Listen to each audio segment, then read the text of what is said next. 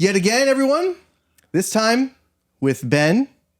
Ben and I have, you might say, grown up together. That's what it's kind of called when you meet, you don't have kids, and then you have kids. That's growing up the second time. You know, before, like, the first time is, you know, when you're a baby, and then you have, like, you grow up and you have pubes and hair and stuff. But, you know, why don't you tell us a little bit about how you came to be at the stadium and in the stadium life? Yeah, so we've known each other now probably 10 years. So I started at Levi's Stadium as a game day supervisor that inaugural season 2014.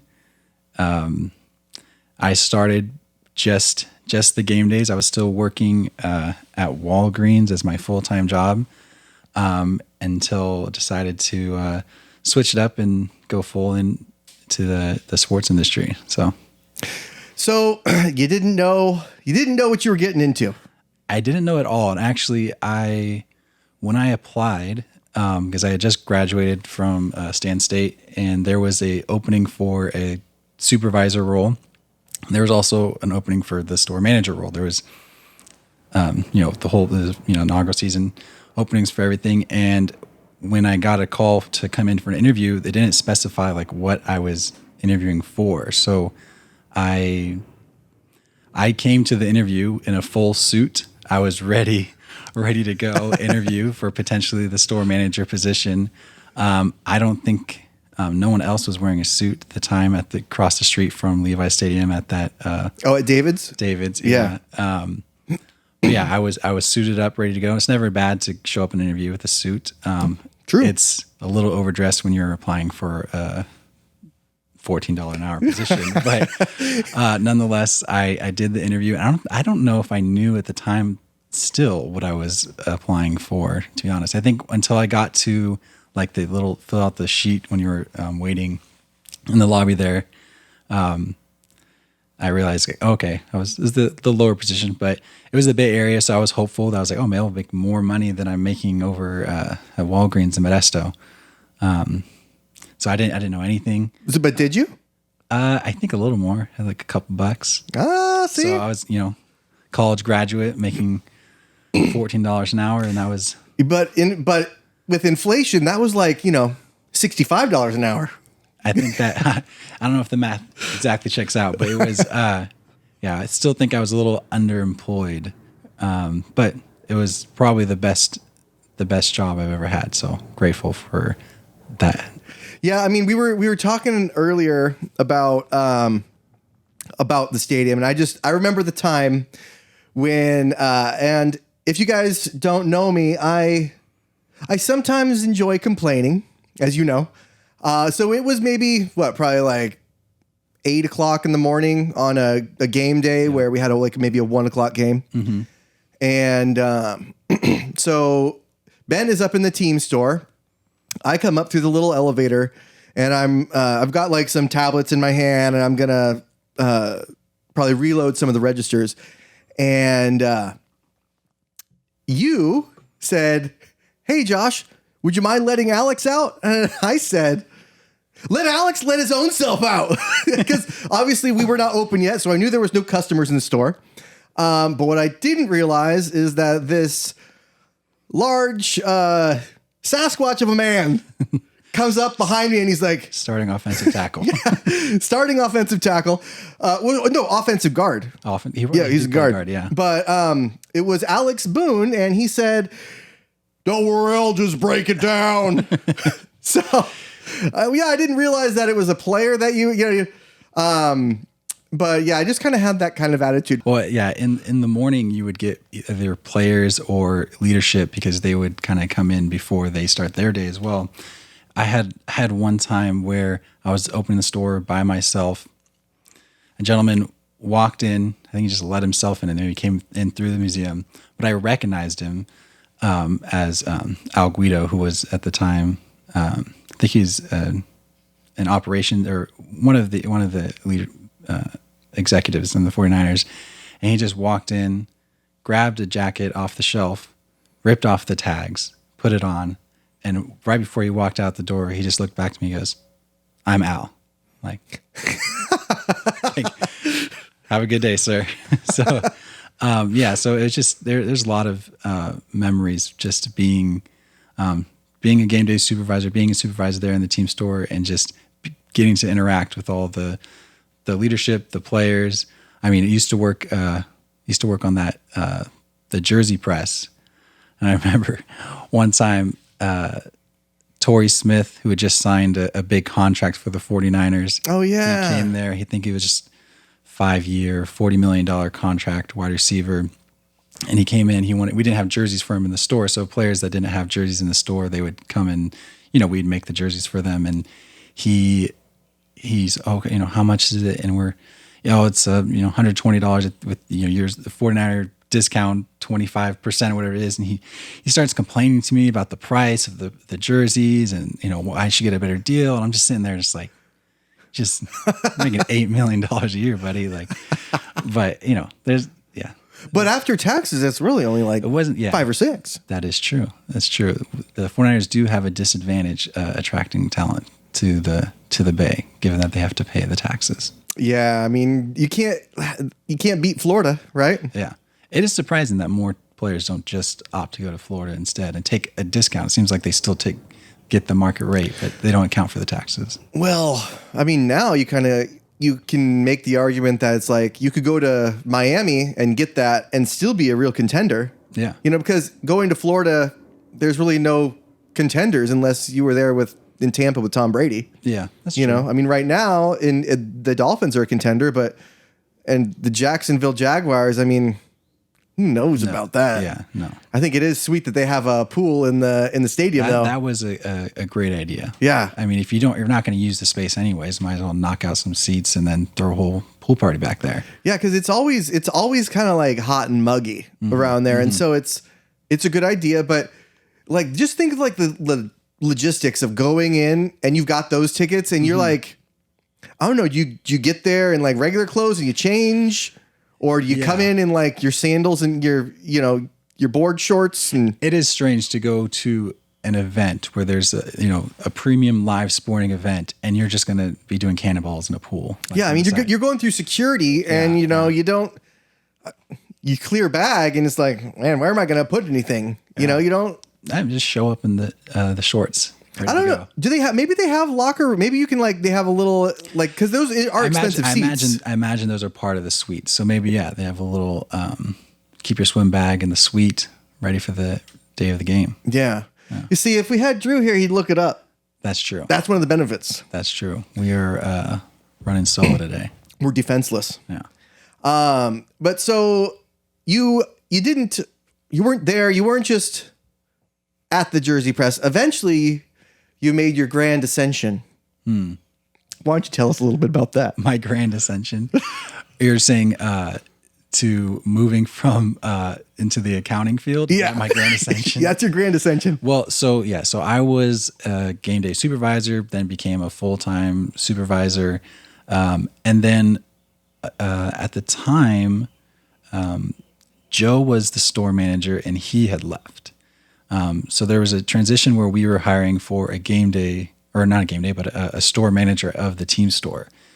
And at that time, Ashley, our wonderful leader, wanted me to be the store manager. R.I.P.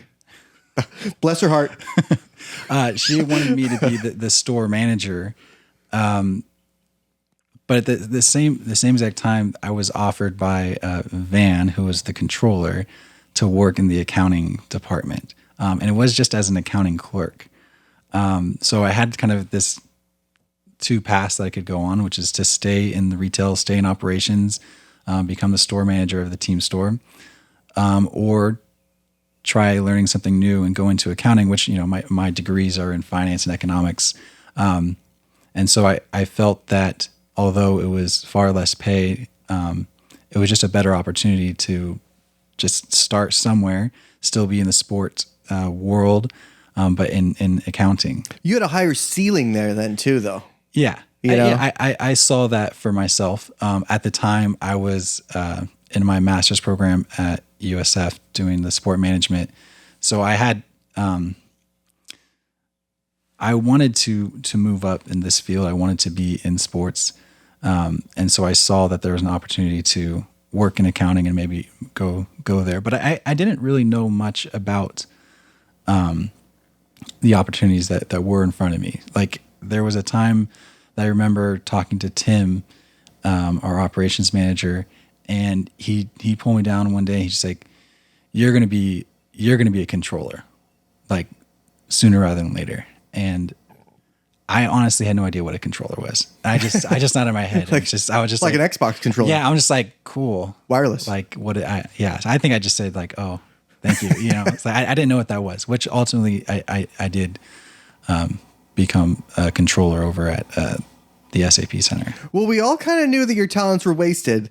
And I knew that because I was like, why is this guy asking me so many questions about how things run around here? Like, you know, why is he making suggestions on how to run things better? Yeah. I don't like this at all. Coming into this job, it was like the wild, wild west compared to the well-run Walgreens that I was working. I'd only had one job before coming to Levi's. I was working at Walgreens for 5 years.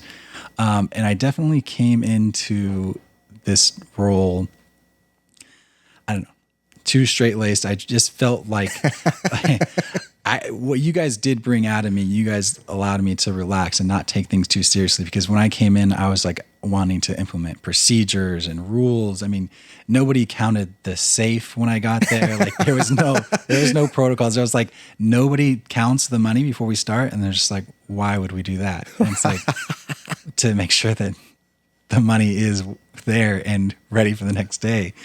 And so like, I mean, I was young, but I wanted to make things right and do things the right way. So like I started the safe count or try to establish things to make it better.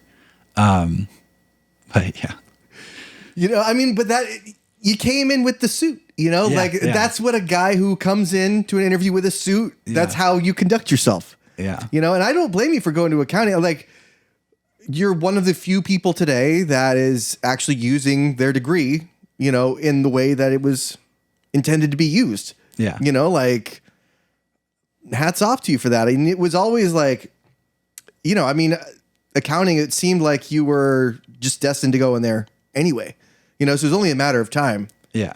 So, yeah, I mean, I liked retail, I liked operations, but ultimately long-term, I didn't want to be up those late nights and work those long hours in the way that we had to do, working those 20-hour shifts for Grateful Dead, working those, you know, all of those preparations for those concerts. It's a lot of, you know, a lot of time, and you can't really have that lifestyle long term. I mean, a lot of people do, and God bless them, but it wasn't something that, you know, was for me.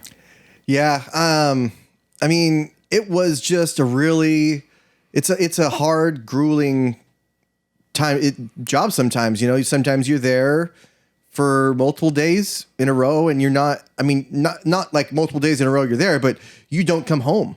Yeah. You know, like you go. I was living in Modesto at the time for most of the time that I was working at Levi's, which was a 2-hour commute. So I don't know why I was commuting 2 hours to a job to pay me what it was.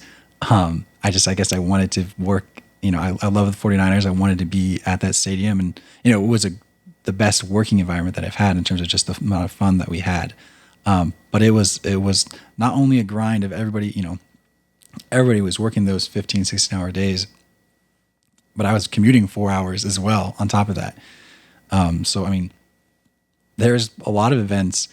If I had to get back to work at 8 a.m. the next day to open the team store after a concert, I would get a hotel to stay in the Bay Area. So I was losing money on this venture. Yeah, I was right there with you, because I think during that time when we first started the stadium, I was living in Concord, and I was having to go from Concord to Santa Clara, and so that's kind of the same amount as Concord or as Modesto to Santa Clara. One night it was after, I don't remember which concert it was. I think it may have been Grateful Dead, but I was going to have to stay in a hotel because I was going to come back the next day. And then Ashley offered, well, I thought she had offered to get a hotel for me, like it was going to like, buy, through the company and help me out.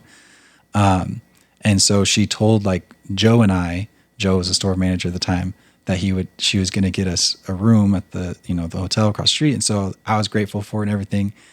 And then we got there and she apparently just like reserved the room, but she was just like, no, like you guys still have to pay for it. And I was like, why? We could have just chose a different hotel. Like you did nothing for us. You just set us up. You there wasn't a shortage of hotel rooms in the city of Santa Clara where that was a huge help to us. But yeah. So yeah, I think Joe. Was it a fancy hotel? No, I think it was that bit more suites. It was like right across the street from Levi's over off that 237. Okay. It wasn't a bad hotel. Better than the Motel 6s that I would stay if I had to pay for myself for the night. But still, it was not of any real use to us to just book a room for us and have us pay. But well, it's the thought that counts. Yeah, not the it money. was the thought. Yeah, no, Ashley was great. Apparently. She was a leader. We'll edit that out. Yeah. So, I mean, maybe it wasn't necessarily the, because you were pretty straight laced when you got there, but maybe it wasn't necessarily the time you were there and the people you were around. I think you also around that time started pumping out these little children, like you started having kids and like that really, really, really humbles you. Yeah. And like for me, I had to like start taking some things seriously, which is not my nature. So yeah, for myself, I mean, so probably the best thing that came from this job is that, so I was doing the 2-hour commutes. I was taking the train to work. And I met my wife on that train, my wife now on that train. So again, a lot of great things came from this job. Most importantly, my wife, and then now, I have 2 kids with Luce. And so, well, let's take that and rewind it back a little bit. Yeah. How do you meet her on a train and not be creepy? Yeah, it's a great question. So I was actually she approached me. Okay, that's the way. Yeah, okay. yeah, because I definitely, You're making the googly eyes like. That's the thing is that she approached me. I guess I approached her in the sense that I did see her standing, waiting to get off the train. And I think I did, instead of just waiting in my seat, I did get up and, approach her, kind of just in the vicinity, but I didn't actually say anything. I don't know. So, but then she saw that I was wearing a badge that said the 49ers on it, which she asked if I worked for the 49ers. And I think at that time I just got hired. So I said accounting. I didn't say I was an accounting clerk. I just said accounting. So, but she was a sales manager at the Hyatt across the street. And she had just had a meeting with some people, I think on the suites team to do some banquets, partnerships there. So yeah, that was my in. That was, the first interaction that I had with my wife was that she asked if I worked for the 49ers. And from there on, we're here today. Yeah. Yeah. I mean, it's funny that you mentioned that because that kind of like, right place, right time thing. It kind of happened to me too. I mean, if it weren't for us having that store in San Francisco, I probably wouldn't have met my wife because I met her at the Rasputin Records just right over, which isn't even there anymore. Did you get a record that day? What I was looking for was Dweezil Zappa record. Yeah, it was hard called. To come by. They are. Everybody knows Frank, but nobody knows Dweezil. He used to be actually an MTV VJ decades ago, right? But it's Frank Zappa's son. The record was called "Go with What You Know," and I was looking for it, and then saw her in the metal section. And pretend to know a little bit about metal, which I named like 1 or 2 bands that I just name dropped. Is she all in? Did she call you out or? No, she was nice about it. And then I started to, she's like, what do you do? And I was like, I work for the 49ers. But then I was like, okay. Are you a fan? And she was like, no. I was like, so then you oh shit. to work as a part. Oh no, then I had to drop it completely. Oh, yeah, Dropped it completely. I was like, okay, well, Like this isn't helping me at all. Pivot. Okay, just try and be funny and charming. There you go. And you've already talked about all the things metal. Yeah. You've already exhausted that, at Rasputin. So let's go drink and see where it goes. There you go. Yeah, that was it. That's beautiful. Yeah. But I mean, and it just like there's other people that have that same kind of story of just finding somebody at the stadium because you're around these people for so long, and like, like Anthony Mercedes. There you go. Anthony will be on the show, couple. but yeah, power couple. And, you never know. I mean, that place, it's just a weird way to think of the place, right? Because you think of it and you're like, wow, there's so many memories there. $20 beers and like things like, I don't like that aspect of it. Yeah. I loved working at Levi's. I really treasured every single event that took place. Every event, I mean, you have all the different memorabilia. After every event, I was like, I need a shirt. I need a poster. I need any sort. Like I really, really loved every time there was an event. Like I just put my heart into it. And once I went to SAP Center and we had 180 events a year, I just didn't care at all. Like, so it is over time, it starts to, the fact that this is just a business and then that it's a grind and every single day it starts to lose its shine. But you also, you were very front facing at Levi's and at SAP, you were, the Wizard of Oz behind the curtain. Yeah. I mean, it is a different experience to have, being in accounting. But even at SAP Center, although I was in the behind the scenes, I was still working every time there was an event or was a game, I was there and I worked, through the night. So it was different. So I didn't have that, that responsibility of guest facing. But I'd make my rounds and walk around with a suit and check in on things here and there. But yeah, I actually enjoyed being, in the front facing role more at Levi's. I think that's just a more fun environment. You actually get to experience, those days where I was running the store, 302 at Levi's. That and having that team and doing that was the most fun. Mm-hmm. That I did feel a part of a part of the 49ers of the machine. Yeah, it just felt, and I don't know. There's something about Levi's that everything felt. There was a bond that everybody had.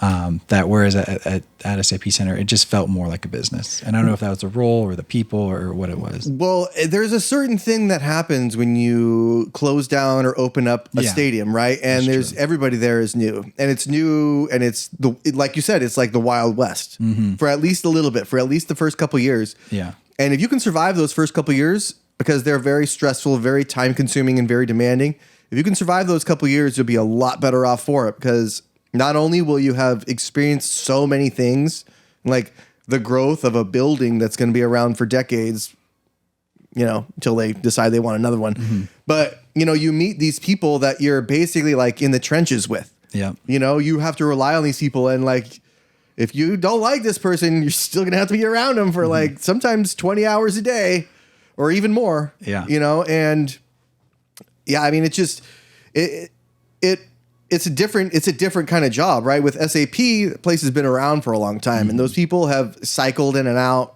and I don't think anybody is there now from when they opened. Yeah, it's not that same energy where everyone is bonding together on this crazy ass to open up this, this stadium. SAP, everyone's just like, it's going every day. It's the same thing. And so it definitely, it's a different environment. I was thinking about, some of those like 20-hour shifts. Like one of my favorite memories with you at Levi's was WrestleMania.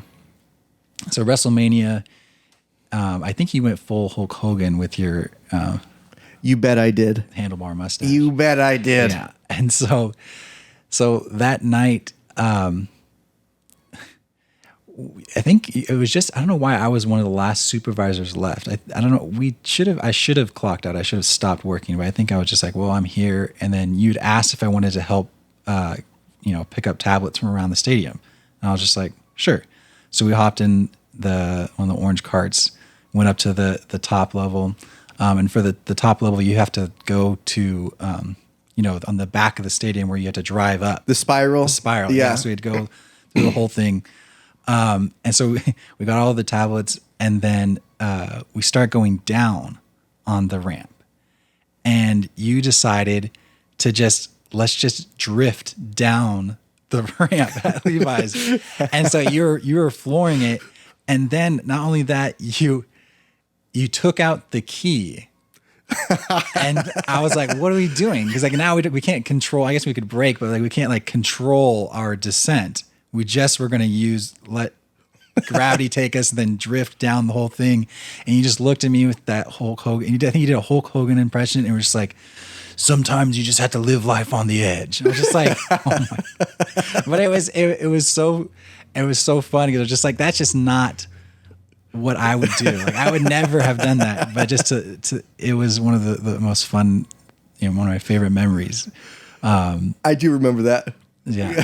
I mean, yeah, driving those carts around and just, being able, it felt like we owned the stadium. I think that's another thing. It's just, there was something about it that we felt like we could go anywhere, do anything. And so it was an awesome time. Yeah. I mean, it wasn't as organized as it is now. Right. And just when you're there I remember we had that security guard that lived in the parking lot in that trailer. Yeah. And, at Candlestick, we had somebody that lived in the ceiling. It was one of the cart maintenance guys. He used to live in the ceiling. And one time I got in there because one of the carts at Candlestick it needed air in the tire or something it needed. And so I go in there and there's nobody in there. And I'm like, hello. And dude pops up from the ceiling, right? He pops down from the ceiling. And he's like, oh, I'll be right down. Like, what somebody the ceiling is like, massive 20-foot ceiling, and he's up there. He lives in there. That's nuts. Okay, yeah, all right, cool.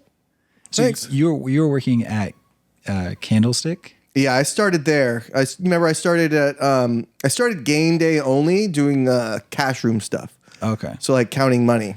So you started in accounting. I started. Yeah, I did. Yeah, that's your start in the industry. Yes, okay. And I knew right then that it was just not for me.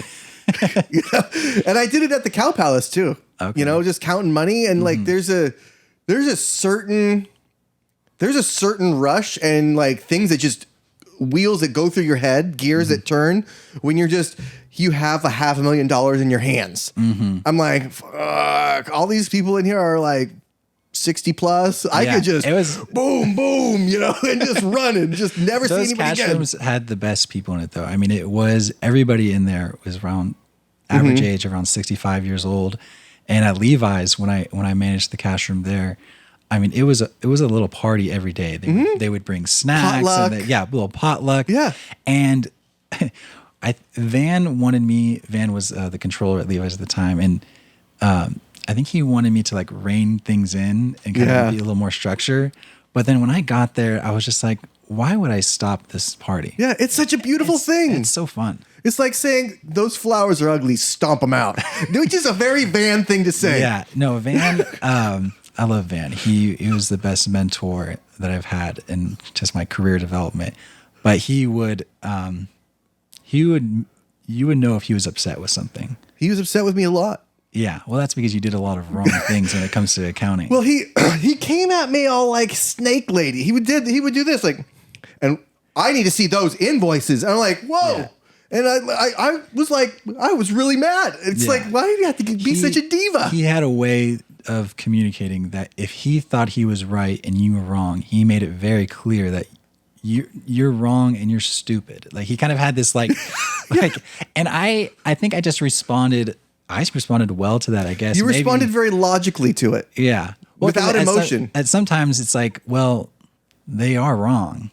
And so, but yeah, I didn't meet with that same intensity as that he would. I mean, he would when we'd be in the cash room and, behind the glass, people pick up the money and he would bang on the glass and like yell at people through the glass. I'm just like, man, you can go. Can you give me a quick, where are those invoices, Josh? Can you just give me a quick one?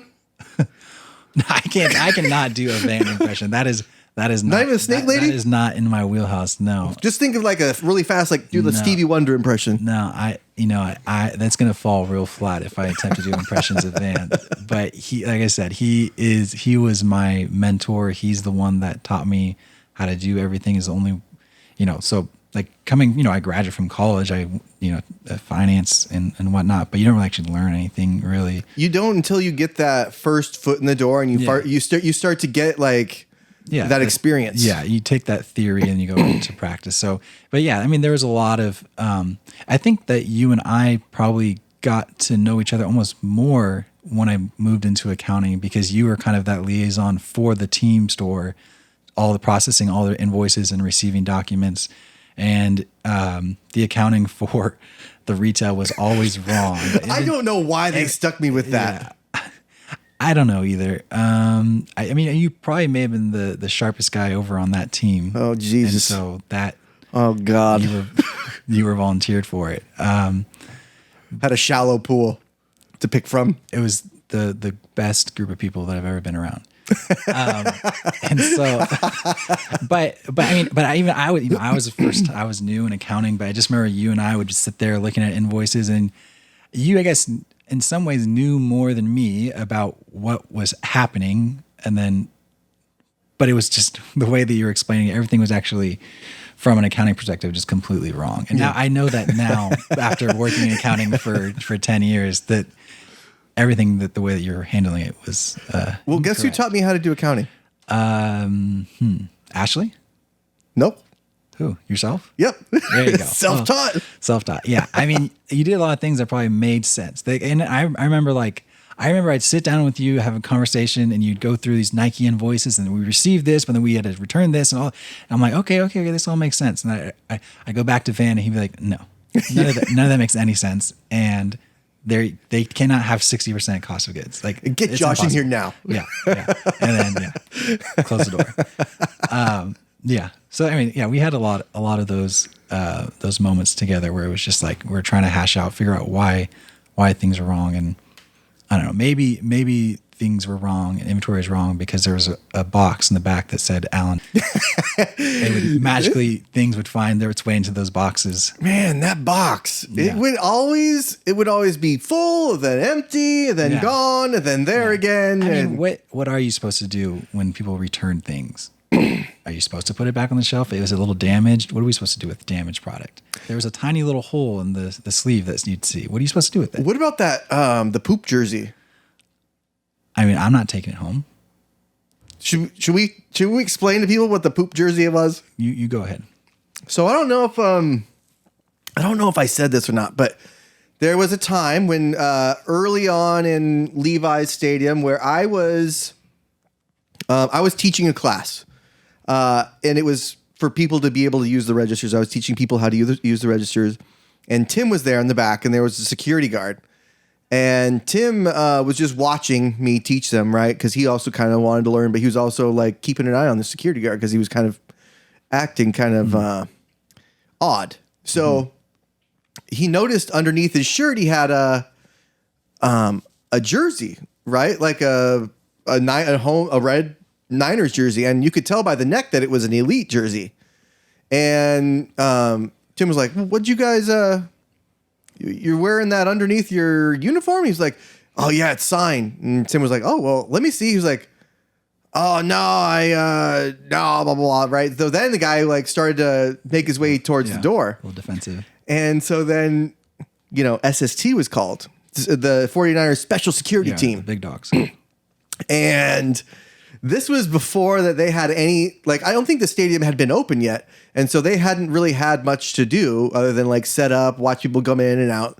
So they hadn't really had any meat, and so they're excited for action. Yeah. So this guy went out the front door of the team store, and SST converged on him like velociraptors, right? There's one coming towards him. And then there was the two that come on from the sides. And those are the real ones that get you. Yeah. And this guy started to turn around and run, but they nailed him from the side, tackled him into this bush. And when he tackled him into this bush, he had the jersey tucked in. And I guess he was tucked into All his the way. underwear too, because they tackled him so hard that he shit his pants.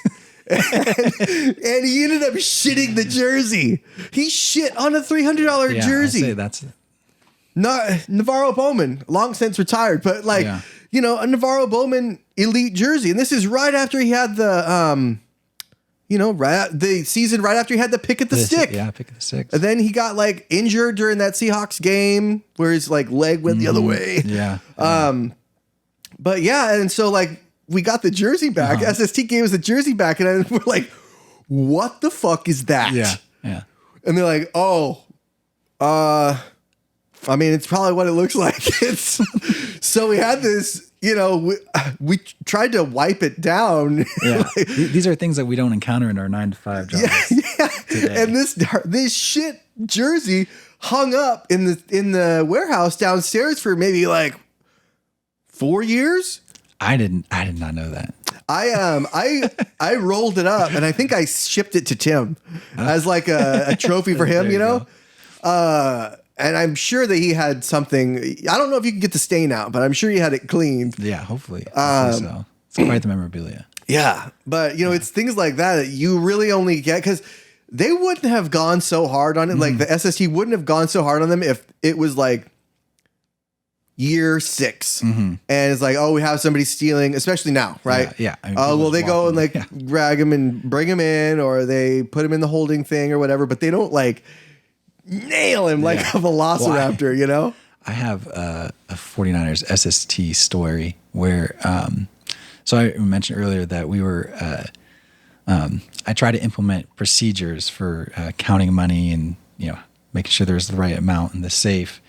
And I had taken a week off for some reason. And I'd come back for my shift and, open the store, and I look back, I start my shift, I count the safe. I'm like, it's a couple $100 off. That's not right. And so I look back the day before, and the day before was like $100 off. And then I kept going. So I'm kind of doing this investigation to myself, just like something's wrong. Like we're just losing money for this last week I was gone. There's money every day missing from the safe.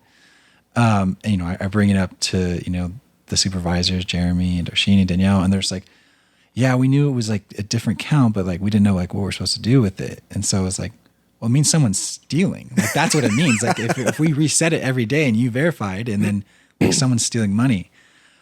So it ended up being a lot bigger deal. So we ended up figuring out that not only were someone was stealing money, but then even later on, after we found out that someone was stealing, they were replacing the money with counterfeit. So the money that we were counting that was there was also not real. So we were sitting there going, oh, they stole $100. It was actually, it's like, oh, all these hundreds in the back are fake hundreds. So someone was stealing thousands from the safe. Turns out this was our. So how did we figure this out though? There's more to it. There's a step right there. How did you figure it out that it was this guy? Well, how do we know it was SST? So, a couple of things. So one, obviously our safe is not it wasn't what most people would call a safe. It's more like a cabinet. It was a cabinet with a key that also was used everywhere else in the stadium. It was just a standard black cabinet that all other departments have. So it wasn't the most secure location. But it was determined that what was happening is that the 49ers, some member of the 49ers SST was taking counterfeit bills that we had from the cash room, that during the night, if we ran into counterfeit bills, because we'd have to eventually, what you're supposed to do is you're supposed to deposit it and tell the bank that they're counterfeit. But what had happened is that there was an accumulation of some counterfeit bills left over in the cash room. They were taking it to our safe and replacing it. And so there was a whole little operation going on underneath our noses that I think until they got greedy and took more money than the counterfeits, is that they got caught. But yeah, it was. But I think that's actually what led me to getting offered a job in accounting by Van, because before then Van didn't know who I was, and once I brought this to his attention, he understood that I was following actually implementing procedures and trying to track something down that he's like, oh, this guy knows what he's doing. And, that's what ultimately got me the job. Yeah, but I remember something about the camera was being blocked because there was a camera back there. And the camera was blocked by something, right? Yeah, I don't remember how the camera... Because Joe brought a trail cam, like a hunting trail cam. We did that. Yeah, so once we figured it out, once we knew someone was stealing, he brought his own camera to put back there. But yeah, I don't remember what... I think there was like boxes in the way or something back there. Yeah. Because some people were back there just playing Counter-Strike for a very long time. That is an important part of the job. God. As a game day supervisor, is to make sure that the backstock is taken care of. And if you're back there, you might as well play Counter-Strike. I walked back there so many times and like he'd look at me hella scared, like because the elevator would and he'd come up and he'd like, oh, it's just Josh. And he'd like click up, start playing Counter-Strike again. I'm like, man. And game day that's like I was running around like I was always sweaty on game day. And if nobody could find me where I was in the freezer. That's a good spot. I was down in the F&B freezer because Arliss was there and he was cool with always letting me in there. I was like, hey man, I need to use your freezer. It's almost like I need to use your bathroom, but I need to use your freezer. I need to like hang out in there. I need to like decompress in like the beer freezer, like where and there's beer and there's frozen shit and just like it was so nice to be in there when it's 100-degree day and you have to wear a suit. Yeah, I mean, your job, you had to be all over the stadium. At least I got to stay in just one spot the whole night. So AC. You could get up if you wanted, though. I liked my store. Yeah. I was very prideful of my store. But it was also kind of nice because it was like, where's Josh? Where is Josh? Yeah. Nobody ever knows. Nobody knows. Yeah. It was, And that was heard on the radio a lot. Yeah. And it's like, well, Josh should have a radio, so he should be hearing us saying, where's Josh? Yeah. I don't know. Maybe turn it down a little bit. Sometimes I had to just take a break, and it was when I went in the freezer usually. Because you don't relax if you've got people yelling at your... So you got to turn that thing, especially when I had to like go from like, let's say the ground level to all the way up to the 700 level. And it's just like, because you can't be riding the elevators. Yeah. Elevators take forever. It's nothing but handicapped people, nothing but wheelchairs. And like people with walkers and canes on game days go in an elevator. So you got to go the stairs. And you probably know that 90% of the time you're getting called, it's user error, which will be, resolved if the user just thinks a little bit harder through the fact that, oh, I just need to press this button and it will open. Or it's plugged. Hey, are your purses, is anybody's purse on the cords? Yeah. Is your purse on the cords? Yeah. Before I come down, can you just tell me that your purse is not on the cords? 1 minute later, oh, we got it fixed. Never mind. Yeah. Okay. I mean, it is annoying. Like even like now, like in a desk job, when you call IT, they're just like, did you try turning it off and turn it on? It's like, yeah, I've tried that. But so but for you, it's like, no, that legitimately is probably the reason that it's not working. It's like, you just need to look at the power supply and get that fixed. Well, especially because all those stands and stuff, they're all modular stands, right? They're all movable. The wheels run over cords all the time. People step on them because of where they decide they want to put a stand. Hey, there's no power or data here. You got to go all the way over there and run the cords all the way over there. Yeah. Well, during the Super Bowl, I got a call that one of the drawers wasn't working at a beer cart, and so I got a call like, "Hey, I need you to like come help me out because Oh yeah, me because I had to do IT on. Yeah, and so Super Bowl. So I ended up going over to this beer cart because it was just closer. It was right above where the cash room was. So I went up there, and the poor girl, she was still just, she was selling these beers, but she's like, I don't know what to do with all the money because I can't open the drawer. And so I look in like underneath the beer cart, and there's just a pile of money.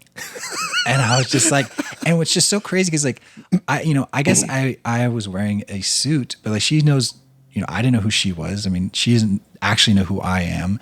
And I was like, well, you can trust me. I'm going to take all the money. And so like she was just kept going. I figured out what was going on with her drawer.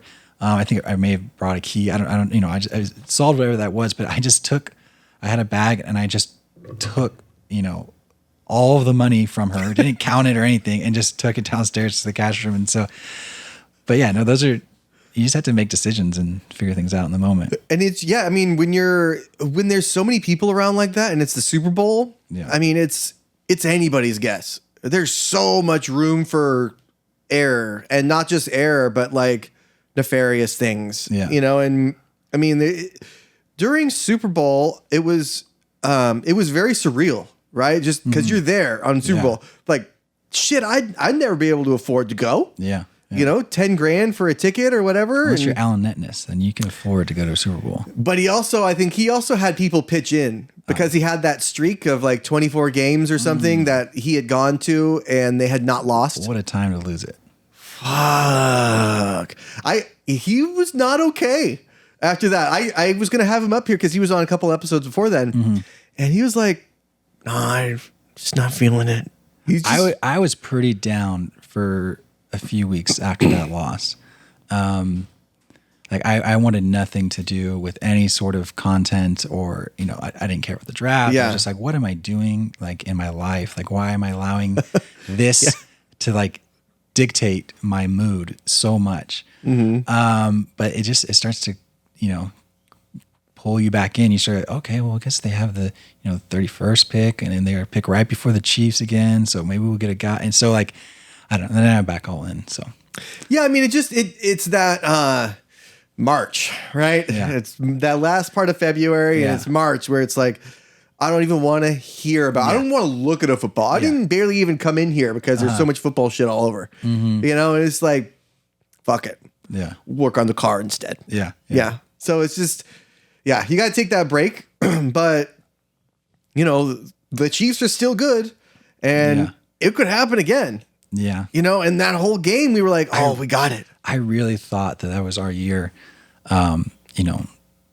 It seemed like, okay, it's like 30 years since the last time they won a Super Bowl. Like I had won, or the 49ers had won when I was like 3 years old. And so then I have my daughter who's like turning 3 and I just like, oh, this is like, that doesn't make any sense to why that would be why the 49ers win, is because it's 30 years from when when the last time they won. My daughter, like, those are just like things as a fan that you irrationally think like, oh, this is our year. Everything's lining up. But it happens.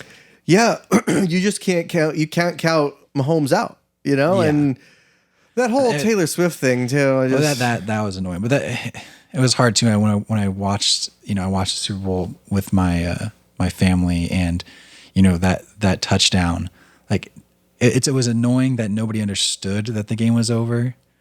Like, guys, it's like, the ball's, once the ball's in the air, I walked out and I just literally went to my car, and everyone's like, I can hear people go like, oh, is the game, do we get to play again? I'm like, it's over. Yeah. There was that bummed me out. That was like, nobody understood the rules for that. Yeah. Number 2, fucking Greenlaw he needs to get some new dancing shoes. Number 2. Yeah. And number 3, the holding calls. Like, you're going to tell me that this team who's like the most called for offensive holding, or was it? No, offensive holding. Throughout the regular season, they had the most offensive holding calls called on them, and then the entire playoffs run. And all of a sudden, they just got their act together. All of a sudden, they just miraculously picked it up. It's the thing is that Bosa had a down year, and I love Bosa. I was going to buy a jersey if they were going to win the Super Bowl, but now I have to put that off. But just last year, I'm sure that he was held. I mean, but the reality is that you have to kind of fight through it and show it, really make it, prove to the refs that they're holding you and it's impeding your ability to get to the quarterback. They were holding him, and then he was just being held. And so it's like, if you're locked in as a lineman, that's kind of like within the rules. They're always going to grab you. If the defender doesn't like make an effort to spin away and like you see that jersey pull, the ref's just not going to call that in real time. Even though objectively we're watching as fans, it's like he's just got him in a bear hug. But our team did not do enough to like show the refs like, hey, this guy is like going to throw me to the ground. This is against the rules. So right. Well, there was some.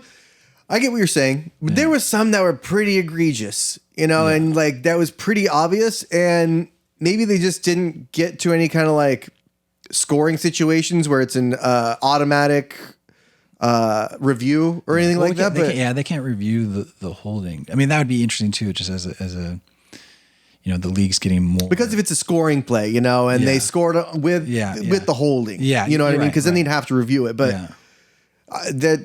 I guess that situation didn't come up, but I got to think that that's what's going to happen next year too. They they can get away with it. Yeah. We just got to hope that Mahomes is injured. Probably that's really our only shot. We got to hope for a year where, the Chiefs aren't who they are because of injuries. And then maybe we can pull through. Like maybe he stubs his toe really hard the night before. Really hard. Or maybe he gets a really bad hangnail and he can't really throw very well. Yeah, I'm not wishing like ill will and like a broken finger. Yeah. No. I just just a stomach flu the night before. Yeah. A little off. Maybe his Taco Bell set out a little extra. Mm-hmm. Maybe he just filmed another commercial with the coach and they're eating fast food that sat out for too long. Mm-hmm. You never know. You never know. Yeah, so back to actually the kids. So you have a couple kids now. You were explaining to me that your son had a PowerPoint presentation. Oh yeah, yeah. Because I thought that was really interesting. Let's explore that. Yeah. So I have 3 kids. So I have a 1-year-old and a 2-year-old, and then a stepson that is 14. So my 14-year-old yesterday decided to put together a PowerPoint presentation on why he deserves to have an Instagram account. Really well put together presentation that somebody that most likely was not my son put together. But he presented it well, had a lot of good points. Did he rehearse it, you think? No. No? No, Okay. because he definitely read directly from the slides, and that's that's what they teach you in school, that you're not supposed to, you're supposed to use the PowerPoint as the visual aid of the presentation. So he's still learning. He's 14, so he needs to brush up on those skills. He did speak with clarity and conviction. Okay. And did he have a laser pointer? He did not have the laser pointer. It was a difficult presentation to have. He's done it before for different things. He hasn't had the best luck on the presentations. We do not have a dog, even though there was a PowerPoint presentation on why he should get a dog. I guess he did, the one that did work, he did do a PowerPoint presentation on why he should get an iPad for his birthday. And that did work because we didn't know what to get him. And so it kind of worked out because we were about 3 weeks out and we're like, 14's kind of like, you're not too worried about them spending too much time on there because he's going to spend time in his room alone anyway. Yeah. Yeah. And I mean, that is the transition, like from like 12 to 14, like those years where at first I was adamant about no phones. Once the phone, you're like, okay, a lot in his pitch for getting a phone and getting an iPad where it's like, you can put as much screen time as you want on there. I'm only going to use it for drawing, Of course. Yeah. I should pull up that presentation on what he said he would be using the iPad and the phone for exclusively and kind of line that up with his daily usage and see kind of like, where did we go? Okay, use that against him in his Instagram. Hold him to task. I should make my own PowerPoint presentation, have him sit down and listen to that. No, but I mean, it's a tough age for kids because, part of his presentation, he talked about the FOMO of fear of missing out because your peers are also on these things. So it's a tough thing as a parent where there's some objective, like, no, like you shouldn't be on this thing excessively. But also you don't want your kid to be removed from the world that exists today, which is that people are talking to one another on social media. And that's, so there's just that conflict that you have to decide as a parent of what you're going to limit, what you're going to expose your children to. So that's the balance. So we haven't fully decided yes or no on Instagram. I don't know. You're still ways away for that for your kids. Yeah. Well, we kind of, first of all,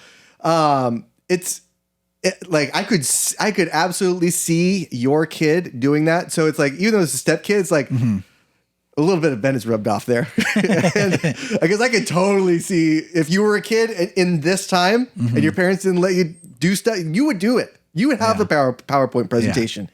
But it's actually pretty impressive that he has one for like getting the dog, getting the tablet, getting it. Like it has been a thing that he's done. And like I said, it has worked. It worked on the phone. It worked on the iPad. It didn't work for the dog. So it's like, it's funny. It's like we had to be like, this is not an indictment of your presentation. Like we're just, there's forces at play that are. No, it's well thought out, A for effort and all this. Yeah. But yeah, I am a little bit a ways out from that. My oldest is 8. So. So actually not that far. I mean, there are kids. That's the crazy thing is that there's probably kids. Does she go to school? Yeah. She goes to school. It's, but I mean, her friends don't really have phones, but, and we kind of made the decision to not even put them in pictures on our Instagrams or Facebooks, so they're not anywhere right there. Yeah. But eventually it's going to be her decision if she wants, because there's a bunch of pictures. She can choose to make them, public or what. Yeah. But, we had to get her something. We had to get her a watch, like a little watch phone. Yeah, we started with the watch. That was definitely the Gizmo watch. Yeah. We started with the Gizmo watch. That's super helpful. I think we should have done that for longer. And try to put off getting the phone. Because the second they get the phone, you never see your child again. Right. There's something that happens. Yeah.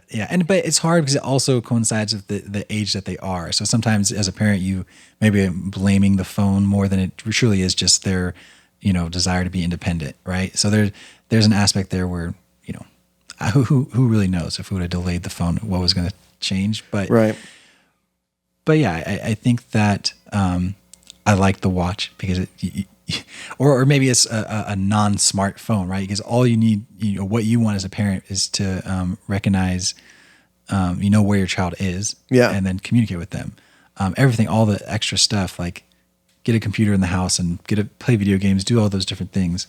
But yeah, that's the decision. I think you'll probably have to make the decision in the next at least 2 years.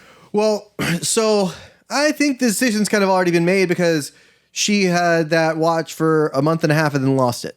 So it's like... So you use that against her? It's a watch just strapped to your wrist. Why'd you take it out? And the last position, because you can track the position, right? Yeah. Last position is right out there in the front yard. In the little patch of grass between me and the neighbor. Why would you take it off outside? And it's just like, she knows now like why she didn't get a phone, because I'd rather her lose that watch than, $1,000 phone, because they're all $1,000. Yeah, it is wild that it just seems so commonplace to just give a 9-year-old $1,000 piece of equipment. Yeah. That would never happen with me. No. Like, I don't know. $100 was like, I don't know, my Game Gear, like my Sega Game Gear. I mean, I remember I had a Nintendo 64 and I didn't have a memory card because like that was too expensive to like have a memory card, and so I would just play games and then have to reset them every time. Oh. So I was saying, like, as a kid, like I just didn't think to ask for different things like that. That was the early days of the memory card too, because that was the time, because it was cartridge games, and you put it in the controller. In the controller. But a lot of the games didn't even take the memory card. They were like saved on the game with the battery save kind of thing. Yeah, so I think, obviously I had, Mario did save in the game, so that game was able to like... I think like Turok. Yeah, I think the game that I really... it's such a random game, because it was a game called Twisted Edge.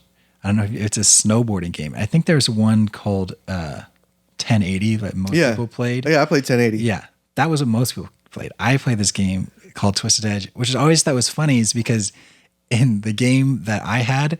you could like jump out of a helicopter and you could do like much more than a 1080. So like in 1080, like that was like the good trick that you could do. Twisted Edge, I'm like, I just did like 12 backflips. Like this is a way. Like I don't know why. Absolutely breaking my legs when I fall. Yeah, this is a much better game. But yeah, it was just a game where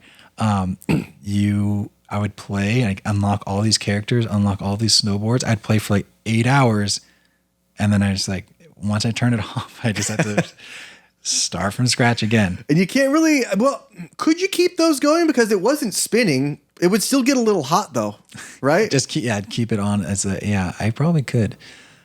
I don't know. Yeah, I've been trying to. It probably would have broke down. Because I still have mine. I have all my older Nintendos. They're all hooked up, and sometimes I play, Super Nintendo with the kids or regular Nintendo, and I was thinking about actually digging into my 64 and modding it to like play correctly on an HD TV, because it's super. There's something that happens with the pixelation when it gets transferred to an HDMI, and it just goes to shit, right? Even when you have the expansion pack in the top. A buddy of mine actually installed an HDMI output in his N64, like soldered it in with the chip. So I'm really thinking of doing it, but it's like, God, old 64 there. I've had it since 99. Yeah.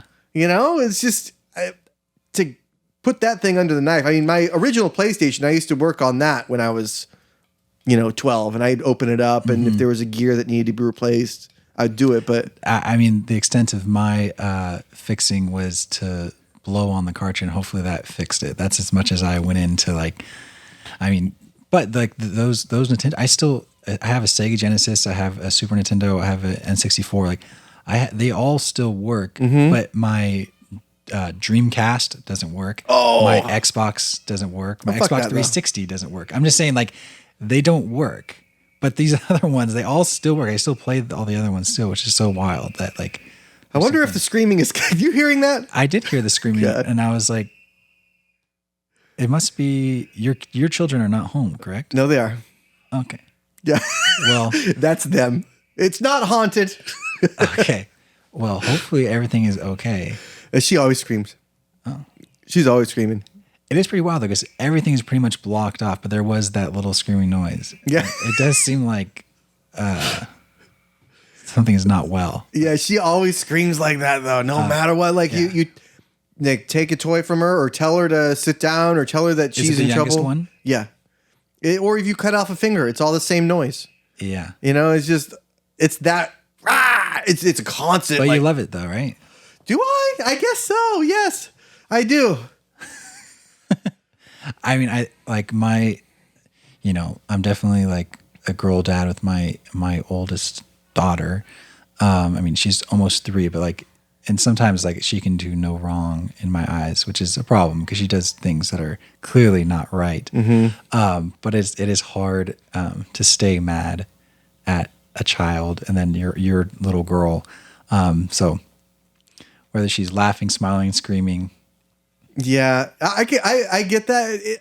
It's just sometimes I can see her start to like make mistakes that I would make or like, and it's like, no, don't do this. Don't keep doing this because it turns out like this, or, like you eventually do this. And, like what happens when you don't listen? And it's like, I show her homeless people, like, well, yeah. And she's older. It. You said 8 years old. Yeah. Yeah. I mean, I've always been a person that, there's people that say like, oh, you have to let people fail and make the mistakes themselves so that they can learn. I'm just like, no, I'm going to try my best to, teach my children, the pitfalls of different decisions so that they don't make them, I'm not going to, it's so hard as a parent to think like, oh, I just need to let them fail so they learn. It's like, yeah, but what if they fail and there's a finger gone? Yeah. Like we can't just, what if it's their trigger finger too? Yeah.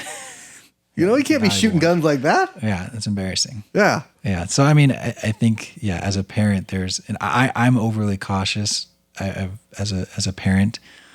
So I have to, pull myself back a little bit because there is an element where you need to let kids put themselves in somewhat dangerous situations, especially at a young age. Like, they should play at the park. They should climb up all the monkey bars, and you can't always be out underneath them to catch them.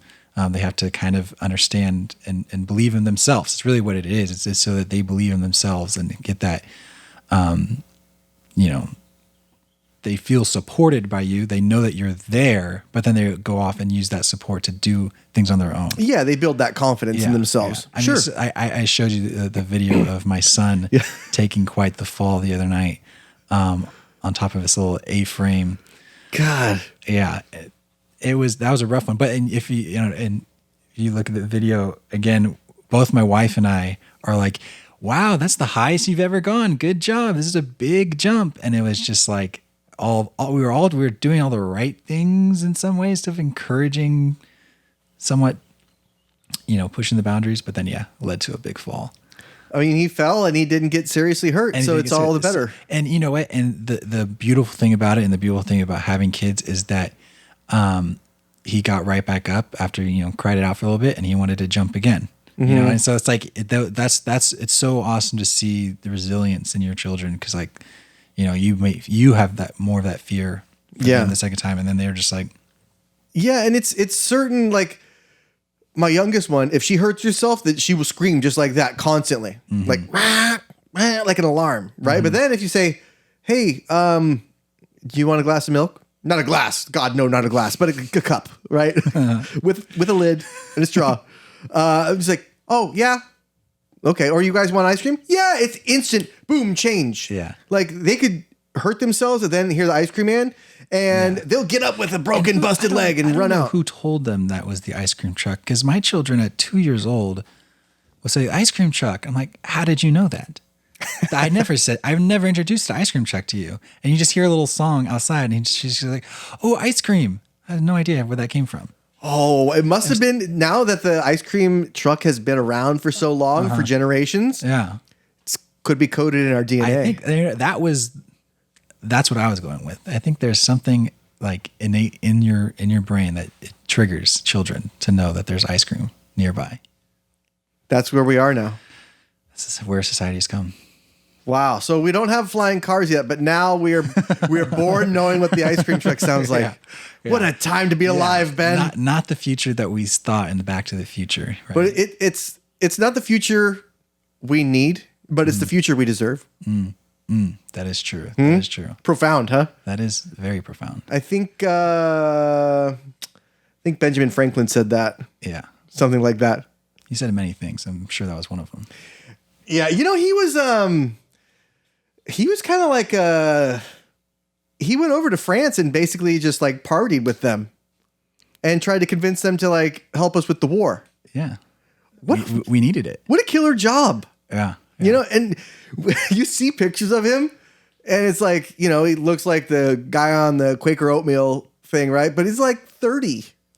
Yeah, that's the wild thing about learning about history and understanding that all of these our founding fathers were not like old wise men. They were fairly young revolutionists that like changed the entire world as we know it. Mm-hmm.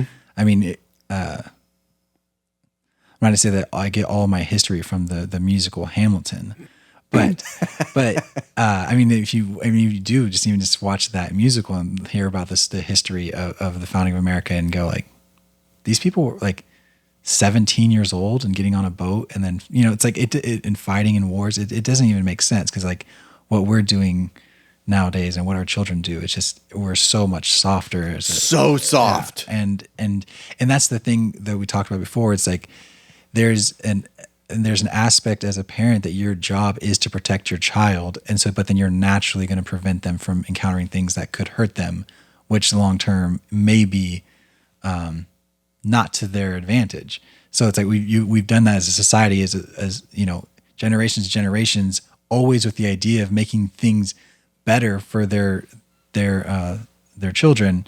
Then ultimately we find ourselves having listening to the sound of ice cream trucks in your head, and that's. Well, they say strong men make easy times, or hard times make strong men. And strong men make easy times. Easy times make weak men. Weak men make hard times. You know, I think Charlton Heston said that. But you know, it kind of makes sense, right? It's just like, and now we are in a hard time, you might say. It's true. But sometimes I try not to. There is a recency bias when it comes to like our perception of what it is. Like our parents also thought that, you know, the generation after them was really soft and they just didn't understand things, right? And then we think of our parents, you know, the boomer generation, like they actually don't know things. So it's like the generation that you tend to hold higher. Like, oh, we grew up both before the internet and then post the internet, so we understand both sides of these things. But I don't know. I mean, there is something to that though, right? Because we started out with a real childhood before everybody got connected to, you know, whatever you want to call it, the matrix, the hive mind, the web. Yeah. You know, and so whatever I was doing was just what I was doing. It wasn't like I was thinking about checking up on my friends or whatever, or looking and seeing, oh, I wish I was doing that right now, or their life looks so good. Yeah. You know, and that's just the nature of posting online. It's, you don't post things like, hey, look at this shitty thing I'm eating. Yeah, it is a warped view of the world because everybody is putting their best self out online. And that is, you know, all the research shows that it's damaging, especially to young girls. And then, so that's something, you know, you and I are both going to have to look out for our young girls. Right. And it's like, nobody's going to be online being like, look at this gnarly zit I got. Oh God, I look terrible today. And oh shit, you know, and it's all about perception. I think hopefully we're going to look back at social media usage amongst young children, similar to how we look at cigarette usage amongst, you know, general population, where we just know that cigarettes are bad for you. And they were just pushed, you know, by corporations and for years and years and years. And it took the government stepping in and making the rules, you know, surrounding it, both just like objectively, like you have to be 18, but also just like in film and all these different things to like not make this the cool thing. I think we're going to look back at the damage that giving young people access to social media in the same light, and like how could we have allowed that? And so hopefully, like I said, we're like right in the middle of it. So we got to manage to what we're dealing with. Because that's true. But if you think about cigarettes, that's actually an interesting point. Because if you think about cigarettes, like, and you look back at like the 50s and or even before that too, there was like healthy cigarettes, or like this one is recommended by your doctor. It's like, what the fuck? Yeah. You know, recommend, and obviously Philip Morris or whoever, you know, paid for that shit and paid for a study to be done. But it's like, why couldn't somebody do that now? Like, well, they do. And it's just like, it's hard to trust anything because of that, you know, and they push all kinds of things, and it's hard to be able to trust anybody because the studies that they do is like, they can cherry pick the studies, all the shitty studies where it's like, this person died, this person spontaneously caught on fire, this person lost an arm, but this guy actually just got a headache. Let's push that one, you know, and we're moving into even a stranger time that a large portion of studies now are being shown to be written by like ChatGPT. So I saw this thing the other day where it was something silly, but like the word delve, which is not a commonly used word, was like now being used in like almost all new research studies. And then they've shown that it's because the usage of this word is used by ChatGPT more than a normal person would use. And so they're now kind of backwards looking, going, oh, this is because all of these research studies are actually not written by people and actual research being done. People are just prompting it into a chat. Chat fuck bot. that. So now and they've also shown that these chat bots will recreate sources for themselves that aren't actually real. So like we're getting to a time where we're just gonna like, what do you believe? It's also weird that if you just don't look at anything online, you just have your family and you live like a normal life. There's like all these things happening in the world. Not that we should completely ignore it, but it's just kind of a wild thing that a lot of things are just happening out in the world, but this is actually not really impacting you. So, well, I think that's kind of something that we all kind of learned through from COVID, right? Is that when because we all got locked down, and so you can only rely on the people that are in your house and what you can do, and maybe your immediately neighbors like around you that you live, and that's kind of how people have traditionally lived centuries past, and it's just now people are, they kind of like, okay, well, maybe I need to have some emergency equipment. Maybe I need to grow my own food. My dad's all in on like the emergency equipment. Same here. Yeah, I mean, my wife is like, after that, she went, that's all that top row there is emergency stuff to bug out. When COVID first happened or started, I guess like March 2019, I definitely, or 2020, right? Yeah. Was it 20?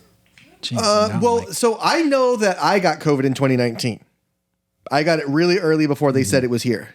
So it was like November or October 2019. So I think it was, because I remember lockdowns happened in March 2020. Well, that's crazy because I was doing a medical procedure March or February of 2020. And I remember going into the hospital and them going, have you been to China? I was like, no, I've not been to China. That's a random question to ask me. And like everybody was wearing masks. I was like, why is everybody wearing masks? And they're like, you need to wear a mask. I was like, I was in San Francisco. I had no idea. No, there wasn't even really, I think there technically was talks with COVID being in China at the time, but it was not talked about in America at all. And so I did that procedure like in February. And then March, everything got locked down. So luckily like that took place because all type of, I guess somewhat elective procedures were stopped. Right. So, yeah.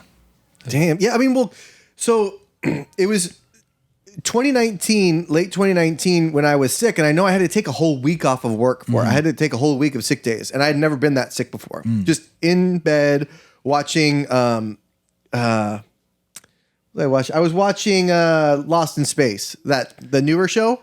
Oh, you watched, I thought you meant like the movie. Oh, the one with like Matt LeBlanc? Yeah. That's a cool one, but no, it was the show. That movie, just, we'll get back to this, but just real quick, like when I got the DVD player first came out, my dad only bought one DVD, which was Lost in Space. Because at the time, like, DVDs were like $80. And so we had a DVD player and Lost in Space. So I've seen Lost in Space maybe 100, 200 times.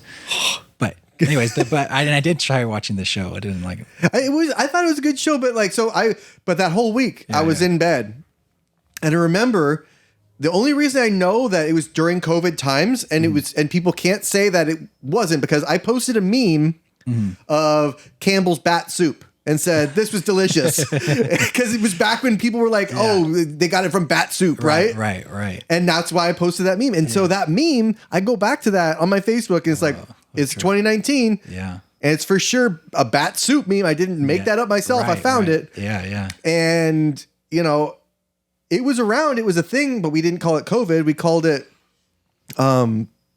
something else. We called it bat something. It had to do with bats at the time, right? Yeah. Or no, that was the first theory. Yeah, it was the first theory. Bat. Yeah, it's some kind of wet market bat soup thing. But yeah, and it's just, it was there. It was here, and I you never really take those kind of bird flu or swine flu or whatever, H1N1. You never really take those seriously, and it really hadn't been serious until just then. Yeah. It was. Obviously, it wrecked the sport and the industries that we were. Were you already out of Levi's by that time? Yeah, I got out of sports in 2018. Okay. So right before then, I had been working at this place for a couple months, and then I took a week off to get sick. Yeah, so I was still working in the event industry, so that I was completely destroyed us. But it is, for my life and how it played out for me. I was been trying to start a family for years, and I do think that the lifestyle of working in event industry and had a lot of stress involved, and it did kind of delay that. And then for me personally, when COVID happened, then I had to work from home. Now I didn't commute anymore. Then everything was slowed down in the industry, but I was lucky to be able to keep my job. but it was a lot slower pace. We were always just kind of in a planning mode, like what's going to happen next. But being in that environment where there's much less stress, home more, all of a sudden, I'm blessed to have, 2 children. So it is weird how COVID impacted different people in different industries, different ways. But that actually, that period of time definitely changed my life and in a positive direction, which is, yeah. Well, you kind of have to look at it that way, because what are you going to look at the other side? The government completely overstepped. People lied to us. Yeah. Totally blew smoke off of everybody's asses, and people completely lost faith in all the institutions. Yeah, it's kind of a blur though, and it's strange because I really thought that coming out of it, that our society was going to, like, the whole like wearing masks things was going to become like a normal thing, similar to like in different cultures. In Japan, they place a priority in their culture of cleanliness, and a lot of people wear just masks before COVID. I really just assumed that, like, if you were sick in America, you would just, everyone was going to wear masks. We wore masks for 3 years, and then like nobody wears masks anymore. It was just weird how just one day to the next, like it really felt like, oh, I guess this is just over. But still, people still at work go like, oh, I got a COVID test. I'm like, why? What are you asking? Well, somebody, actually one of my wife's friends, her whole family has COVID right now, and they're just, but it's not what it was, right? Yeah, but at this point, the thing that frustrated me the most about getting COVID was when I got it and I told my doctor. They're like, okay. I was like, well, what do I do? They're just like, just rest. I'm like, okay, why am I even testing for this thing if there's no treatment for it? Mm-hmm. So what is me knowing that I have it doing? I guess you could say it's, you have it, so don't spread it.